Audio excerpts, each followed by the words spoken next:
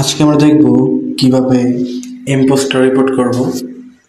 তার জন্য একটা ব্রাউজারে চলে যাব, ব্রাউজারে গিয়ে সার্চ করব report impostor account Facebook. Search করার পর এরকম অপশন আসবে। তো আমরা থার্ড পার্টি রিপোর্ট করবো, তার জন্য নিচে সিলেক্ট করবো 2 নাম্বার, তারপর সিলেক্ট করবো নো, তারপর সিলেক্ট করবো মাস্টার একটা no this I am. Select করার পর ফুল নেম দিয়ে দেবো আমাদের যে আইডি লগইন আছে ব্রাউজারে, তারপর একটা মেইল দিব, যে মেইলে আমরা রিভিউ দিব। তো আমরা একটা ফ্রেশ মেইল নিয়ে নিই ইনস্টাগ্রাম থেকে। আমরা নিউ মেইল ক্রিয়েট করে নিই।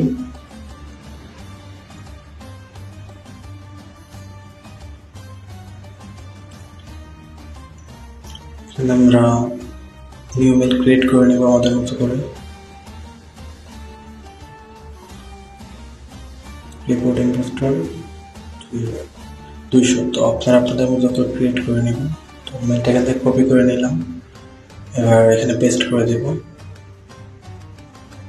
তো এখানে ফুল নেম ইম্পোস্টার প্রোফাইল, আমরা যার প্রোফাইল রিপোর্ট করছি তার নামটা দিব, তার আইডি ফুল নেম দিয়ে দিব এখানে।